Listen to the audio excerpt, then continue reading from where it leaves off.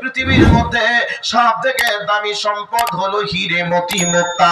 আচ্ছা বলুন তো, হীরে মতি মুক্তা তৈরির কি কোনো ফ্যাক্টরি আছে, কোনো কারখানা আছে? বলবেন না না না। তাহলে কোথায় তৈরি হয়?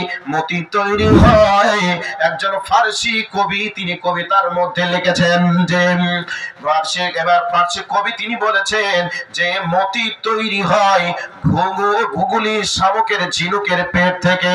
তো ওই ঝিনুক শামুক গুগলির একটা বৈশিষ্ট্যর কথা উনি উল্লেখ করেছেন, এবং ওই প্রাণীটার খাদ্যের ব্যাপারেও তিনি উল্লেখ করেছেন। উল্লেখ কি করেছেন? বলছেন গুগলি শামুক ঝিনুকগুলির বৈশিষ্ট্য হলো যখন সন্ধ্যা লেগে যাবে গভীর পানির তলদেশে থেকে আল্লাহকে বলবে, আল্লাহ গো তুমি হলে রাজ্জাক, তুমি রুজিদাতা, তুমি আমারে রুজি দাও।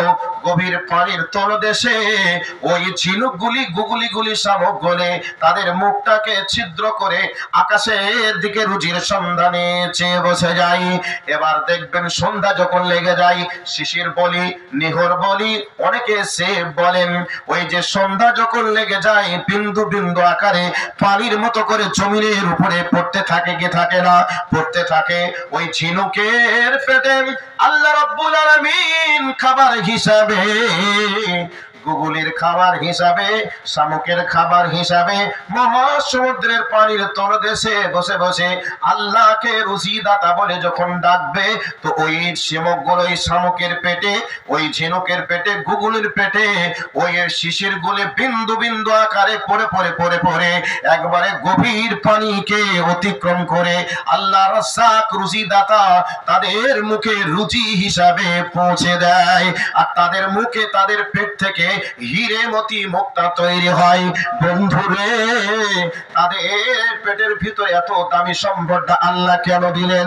তাদের একটা বৈশিষ্ট্য হলো তারা যখন তাদের মুখটাকে ছিদ্র করবে তখনই ছিদ্র হবে, অন্যথায় ছিদ্র করার কোনো সুযোগ আপনার নেই।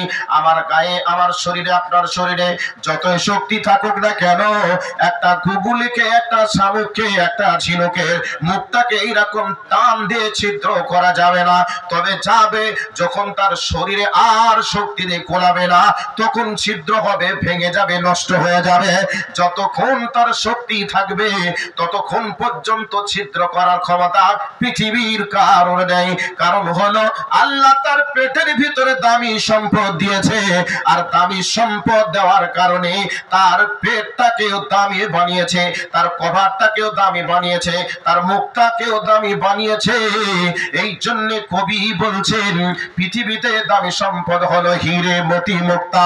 তাহলে জেনে নেন, হীরে মতি মুক্তা যতই দামি হোক না